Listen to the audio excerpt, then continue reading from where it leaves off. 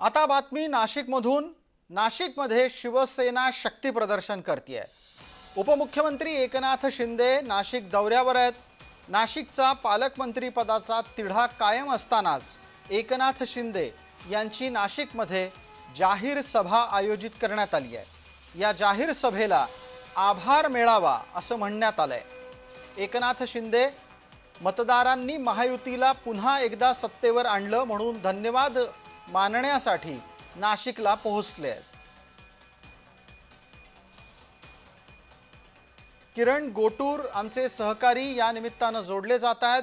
किरण, माझा आवाज आपल्यापर्यंत पोहोचत असेल तर आपण पटकन सांगा, पालकमंत्री पदाचा तिढा असताना कुंभमेळ्याच्या निमित्तानं एकनाथ शिंदेंनी बैठक घेणं आणि त्यासाठी जिल्हाधिकारी कार्यालयात जाणं, राजकीय निरीक्षक आणि तुम्ही सुद्धा याकडे कसं पाहता?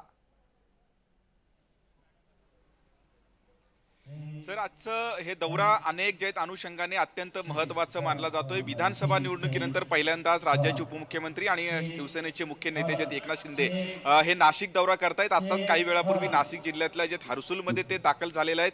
खरं तर तिथल्या कार्यक्रमानंतर ते नाशिकच्या जिल्हाधिकारी कार्यालयात येणार आहेत आणि त्या जिल्हाधिकारी कार्यालयामध्ये एक महत्त्वाची मीटिंग म्हणजे कुंभमेळ्याच्या अनुषंगाने ते बैठक हे घेणार आहेत। खरं तर अगदी काही दिवसांपूर्वी मुख्यमंत्र्यांच्या उपस्थितीत मुंबईमध्ये कुंभमेळ्यासंदर्भात बैठक झालेली होती आणि त्या बैठकीला मात्र जे आहेत एकनाथ शिंदे हे गैरहजर होते आणि त्यानंतर ते नाशिकमध्ये येऊन बैठक घेत आहेत आणि म्हणूनच या सगळ्या बैठकीच्या ज्या आहेत अनुषंगाने वेगवेगळ्या चर्चांना हे एकूणच जे नाशिकमध्ये जे उदाहरण आल्याचं आपल्याला बघायला मिळतंय आणि त्यानंतर ते कार मंदिरामध्ये जातील, तिथे दर्शन घेतील, ठीक आहे, हा सगळा दौरा आहे आमच्याकडे। किरण, राजकीय दृष्ट्या याचा काय अर्थ हे आम्ही आपल्याकडून जाणून घेऊ इच्छित होतो।